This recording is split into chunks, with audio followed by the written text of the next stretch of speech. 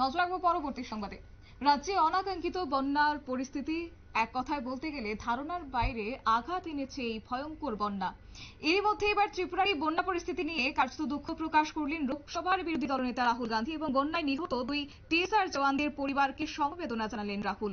ভয়াবহ বন্যার পর গোটা দেশ এবার ত্রিপুরার পাশে বলে জানিয়েছেন রাহুল গান্ধী। বিস্তারিত রয়েছে জানাবো প্রতিনিধি শুভেন্দু সরকার। শুভেন্দু, আজ দেখলাম যে রাহুল গান্ধী দুঃখ প্রকাশ করেছেন বন্যার এই পরিস্থিতি নিয়ে, কি বলেছেন তিনি যদি একটু তুলে ধরো। একেবারেই দেখো শতাব্দী, যে বন্যা পরিস্থিতি রয়েছে ত্রিপুরার তা কিন্তু যথেষ্ট উদ্বেগজনক এবং যথেষ্ট চিন্তার বিষয়। ইতিমধ্যেই জাতীয় রাজনীতিতে বা জাতীয় স্তরেও কিন্তু যথেষ্ট চর্চিত হচ্ছে ত্রিপুরার যে বন্যা। স্বাভাবিকভাবেই জাতীয় স্তরে সংবাদ মাধ্যমগুলিতেও প্রকাশ পাচ্ছে ত্রিপুরার যে বন্যার খবর, এবং সেই খবরে কিন্তু বিরোধী দলনেতা আপাতত সেই রাহুল গান্ধীর কানে পৌঁছেছে এবং তিনি কিন্তু ত্রিপুরার জন্য যে বন্যা পরিস্থিতি রয়েছে ত্রিপুরায় তা নিয়ে যথেষ্ট চিন্তিত, যথেষ্ট উদ্বিগ্ন এমনটাই জানিয়েছেন তার সোশ্যাল মিডিয়া হ্যান্ডেলে। পাশাপাশি ত্রিপুরার বন্যায় অন্যদের উদ্ধার করতে গিয়ে যে দুজন প্রাণ হারিয়েছেন তাদের প্রতি বা তাদের পরিবারের প্রতিও কিন্তু সমবেদনা জানিয়েছেন তিনি। তিনি জানাচ্ছেন যে গোটা দেশবাসী তাদের পাশে আছেন, তাদেরকে সমবেদনা জানিয়েছেন।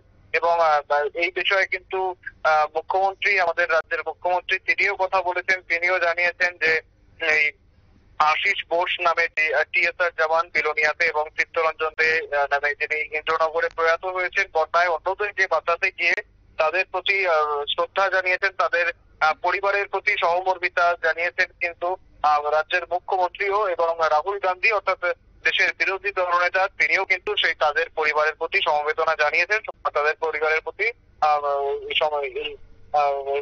শোক জানিয়েছেন, তাদের মৃত্যুতে কিন্তু শোক জানিয়েছেন।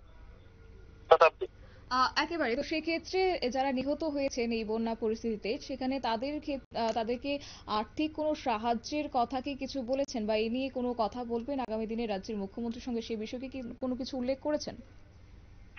দেখো, এখন কিন্তু সেভাবে কোনো কিছু সামনে আসেনি যে যারা মৃত বা যারা প্রাণ হারিয়েছেন তাদের জন্য কোনো ক্ষতিপূরণের ব্যবস্থা থাকছে কিনা। হয়তো এর আগে দেখেছিলাম আমরা রাজ্য সরকার তরফ থেকে বলা হয়েছিল ক্ষতিপূরণ দেওয়া হবে বা দেওয়া হয়ে থাকে সাধারণত ক্ষতিপূরণ। তবে এই ক্ষেত্রে কিন্তু আলাদা করে নতুন কিছু উঠে আসছে না এখনো পর্যন্ত। শতাব্দী, একেবারে ধন্যবাদ তোমাকে। বিস্তারিত বিষয় তুলে ধরলো আমাদের প্রতিনিধি শুভেন্দু সরকার। এবং কার্যত বলা ভালো যে মানুষের প্রাণ বাঁচাতে গিয়ে নিজেদের জীবন উৎসর্গ করেছেন বিলোনিয়া থেকে টিএসআর জওয়ান আশিস বোস। এবং সেক্ষেত্রে অন্যদিকে বিধানসভার ইন্দ্রনগরের চিরঞ্জিত দে, তারা কিন্তু নিহত হয়েছেন। তবে এই মুহূর্তে গোটা বিষয় নিয়ে আজ দুঃখ প্রকাশ করেছেন নিজের এক্স হ্যান্ডেলে রাহুল গান্ধী। নিয়ে নিচ্ছে ছোট্ট একটি বিজ্ঞাপন বিরতির সঙ্গে থাকুন।